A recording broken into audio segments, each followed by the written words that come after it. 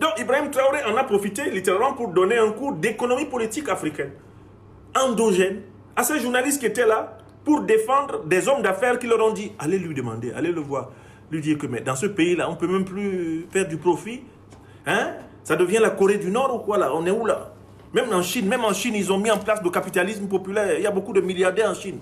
Mais avec Ibrahim Traoré, c'est seulement l'État qui doit être milliardaire ou quoi?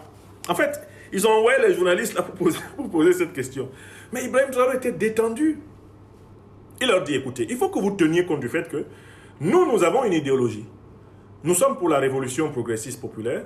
Nous sommes des panafricanistes révolutionnaires. C'est-à-dire que pour nous, le but de l'économie, c'est de servir à la solidarité sociale. L'économie n'a pas pour but l'accumulation aveugle de biens matériels. L'économie n'a pas pour but l'exacerbation des inégalités sociales. L'économie n'a pas pour but que les riches soient toujours plus riches et les pauvres toujours plus pauvres. Pour nous, ce n'est pas le but de l'économie. Donc nous sommes opposés à l'ultracapitalisme, au capitalisme. Nous sommes opposés à l'ultralibéralisme. Nous sommes même opposés au libéralisme.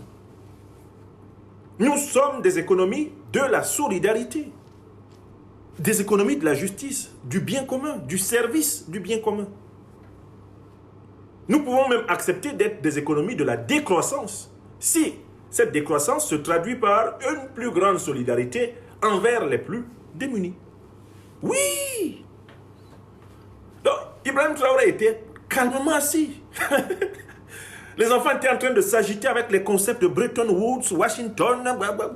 Traoré dit, mais est-ce que vous comprenez ce que vous dites là? Est-ce que vous savez que ce que vous dites, c'est ce qu'on vous a dit de dire? Vous-même, vous n'avez pas réfléchi à ce que vous dites. Ceux qui posent cette question doivent savoir que nous n'avons pas la même idéologie que ceux qui gouvernent la France, que ceux qui gouvernent les États-Unis. Nous sommes des révolutionnaires progressistes populaires. Nous sommes pour le progrès de la population. Donc, celui qui veut gagner de l'argent comme homme d'affaires chez nous, il doit s'assurer que le peuple gagne plus que lui. Un homme d'affaires qui gagne plus que le peuple, ce n'est pas au Burkina Faso. Il faut que le peuple, globalement, gagne plus que toi. Toi seul, là, tu ne dois pas gagner plus que tout le monde. Astaghfirullah. Ça, si c'est pour ça, va aux États-Unis. Si c'est pour gagner plus que tout le monde, là, va en France. Si tu peux, va en Allemagne, va au Qatar, va. Au Burkina, là, quand tu gagnes, tu dois t'assurer que la population n'est pas abandonnée. Que ton plan, là, n'appauvrit pas les gens, n'affaiblit pas les plus faibles. Parce que nous sommes en révolution populaire progressiste. J'ai beaucoup aimé cet enseignement. C'était un très grand enseignement. Et moi, ce sont vraiment les 3 points qui m'ont touché.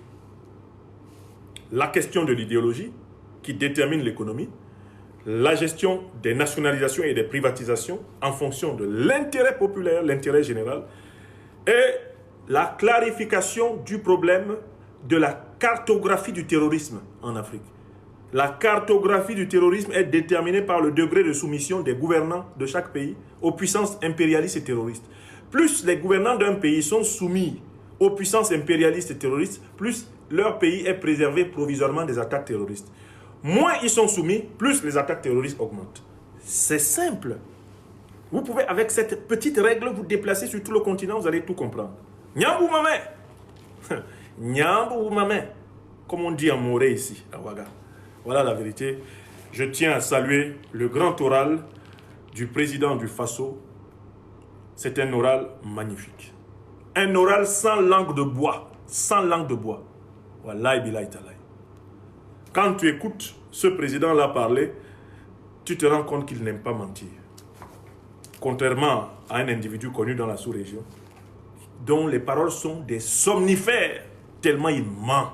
Il ment, il ment. Vous avez reconnu le mythomane, venu de Sendou et ayant renié notre belle terre burkinabé de Sendou pour troubler l'Afrique, troubler la Côte d'Ivoire.